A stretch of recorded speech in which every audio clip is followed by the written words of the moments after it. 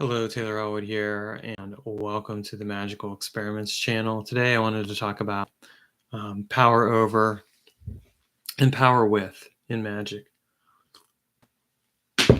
What prompted me to explore this topic is I'm reading this book called Dark Moon Mysteries by Timothy Roderick. And in this one chapter, The Power to Surrender, he talks about, I'm going to read the passage to you.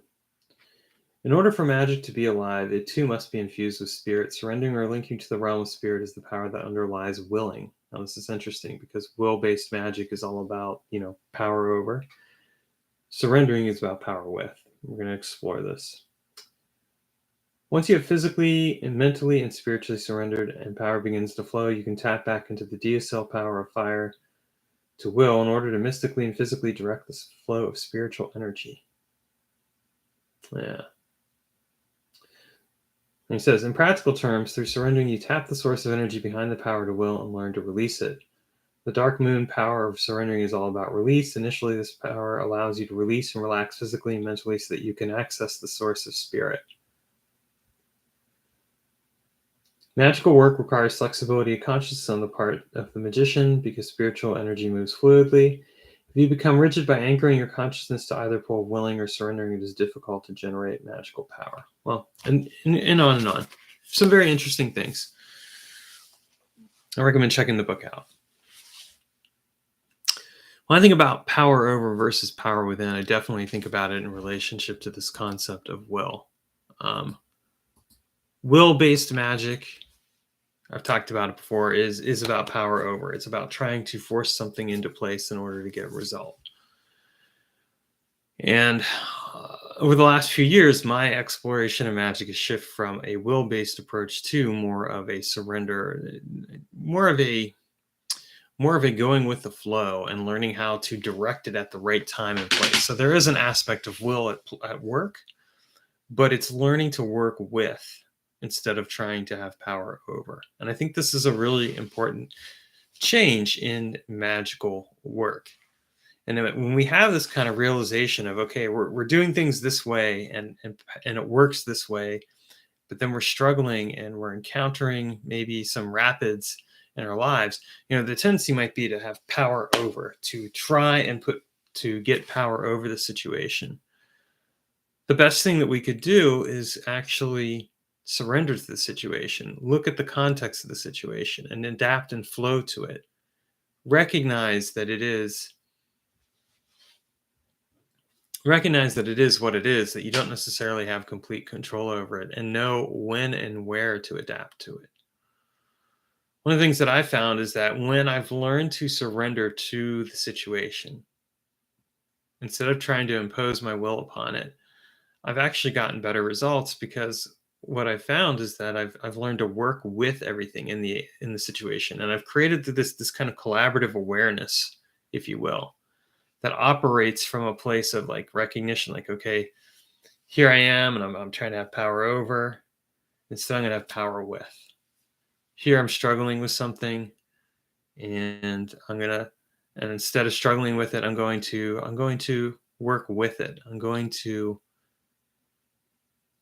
connect with it, and I'm going to dialogue with it, and I'm going to have a meaningful interaction with it instead of trying to do something else.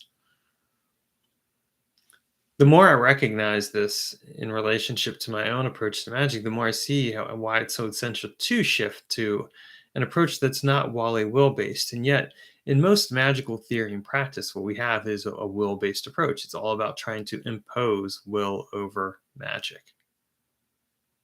It's all about trying to oppose will over a situation. Like, I want to get to this specific result. What I would share with you for consideration is, what would it be like if you were to take a different approach? Instead of saying, like, I have to have control over the situation, what would it be like to look at the situation, connect with it, and adapt to it in such a way that you could actually meaningfully shape your approach in a manner that was empowering for you and transformed your practice? Like, I'm going to be like, okay, I'm going to go with instead of having to go against. I'm going to flow with instead of trying to control. I'm going to I'm going to look at the situation and see all the variables, and I'm going to apply magic in the right place and the right time to get where I want to go. But I'm not going to try and bulldoze my way through it. Instead, I'm going to flow with it. This is what I mean about having power. This is what I mean about having power with instead of power over. Power with allows us to acknowledge that we're part of everything else around us. Power over is all about saying, well, I am over these things. I have control over all of these things. I am the one in control. Power with allows us to be here now in this place and not try to control everything, not have the mechanism in place where it's like, this is the thing, this is the control I need to have in my life. Instead, it's I can accept that I don't have control over everything. I can flow with what the experience is. I can adapt and adopt myself to the situation in order to